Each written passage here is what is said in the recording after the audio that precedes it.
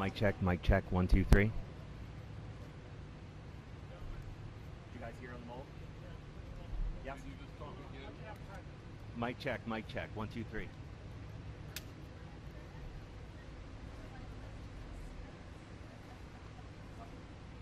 No, we're good. Oh, good. We were just asking for a little more, that's all.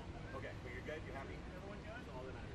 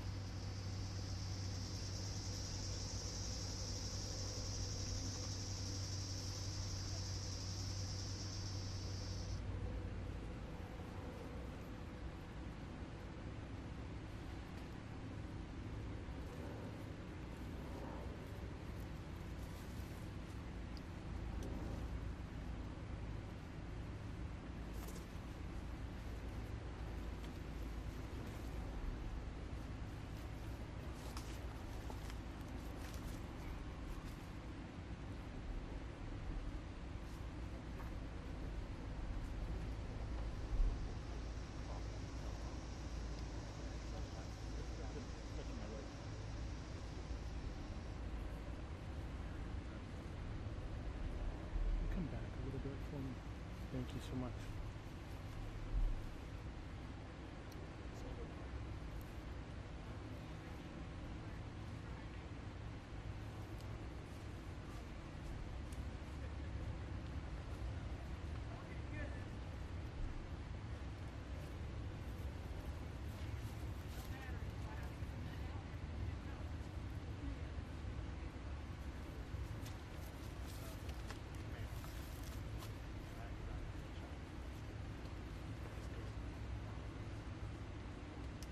I'll need you down too.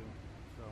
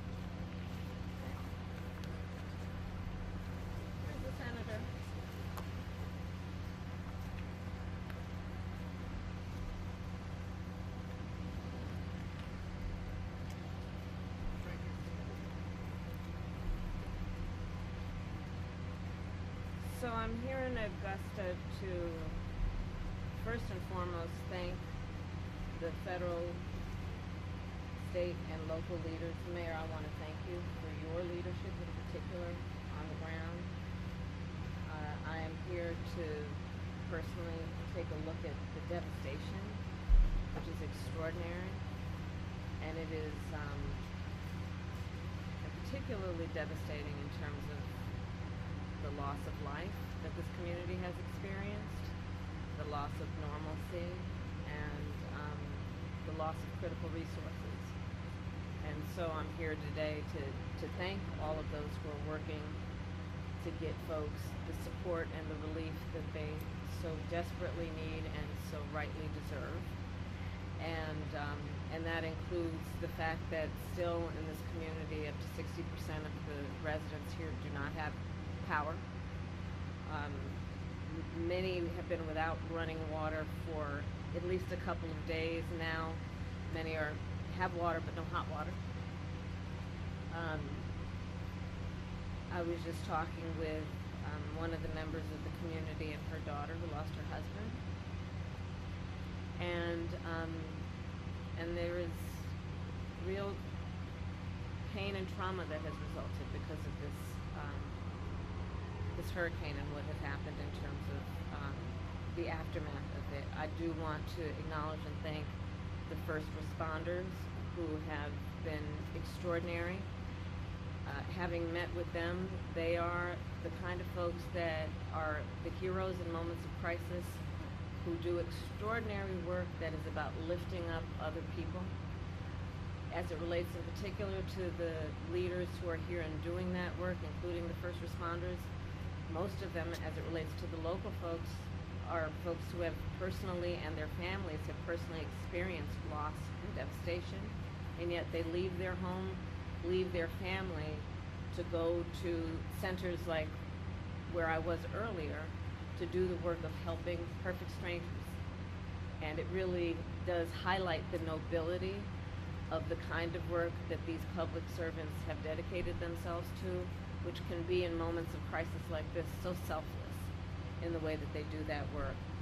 The President and I have been paying close attention from the beginning to what we need to do to make sure the federal resources hit the ground as quickly as possible.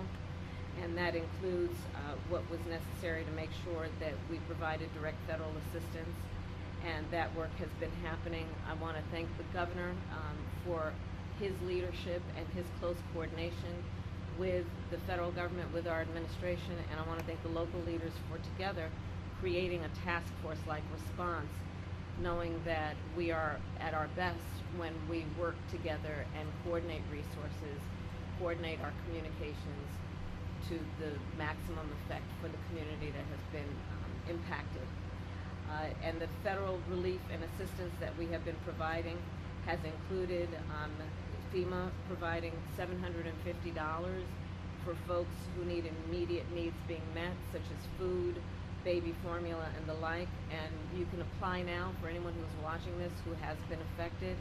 There are FEMA personnel who are going door to door to interact personally with folks, especially those who do not have electricity.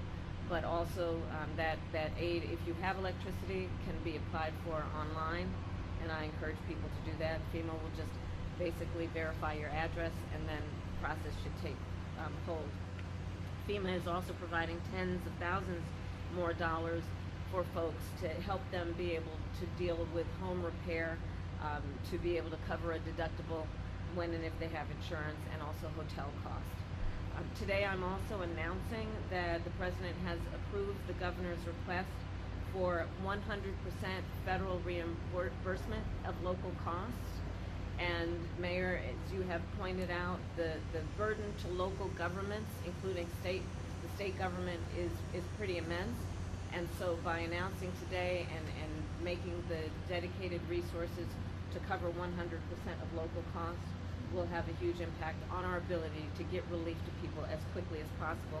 And that will include, for example, what the federal government will do to reimburse local and state governments around issues like debris removal, which you can see just up and down this street, much less in other areas of the state and in the region. This is a big issue. I was speaking with one of the residents of the community who needs that big tree removed so she can actually get to work and make sure that her child is able to get to school when the schools reopen. So this is a very big part of the recovery process. That money of the federal reimbursement will also help with emergency services that are now being provided by the state, so that they can be reimbursed and then have the resources to keep providing those emergency services. Also, we will be covering the local government costs for food, water, and shelter. Again, resources that are desperately needed by the members of this community. And so my final point to the residents of this community and the region is that we are here for the long haul. There is the work that we have done together that was the immediate response, well, preparation for, and then the immediate response after. But there's a lot of work that's going to need to happen over the coming days, weeks, and months. And the coordination that we have dedicated ourselves to will be long-lasting, to get families, to get residents, to get neighborhoods back up and running. And my last point is this.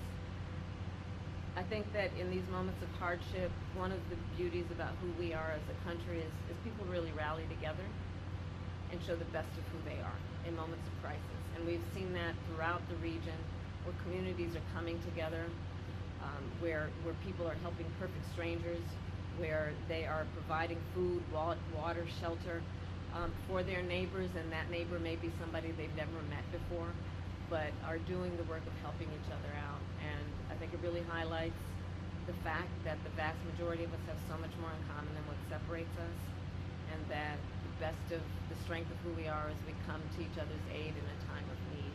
So I thank everyone for doing that kind of work every day. And with that, there is more work to be done. Thank you all. Do you have an update on the death toll, Madam Vice President, or on people who are missing? I did receive updates in terms of what's happening in the state, and so far the number looks to be 33. The mayor was just sharing with me 7 alone in Augusta, Richmond County. So the numbers are coming in, and part of the challenge of being accurate at this moment is that there are still so many areas that are remote, also rural areas, areas that are not easily accessible. So the assessment of the damage is being done across the board, and of course the highest priority is to locate and determine individuals, people who are in need, and making sure we're getting to them as quickly as possible. Okay, thanks everybody. We're going to move. If you just follow our press lead this way.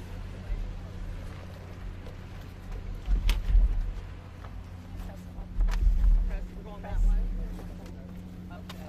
Yes. Thank you so much. Press. That way, press. Have the press pretty good on the second side. I'll get back to the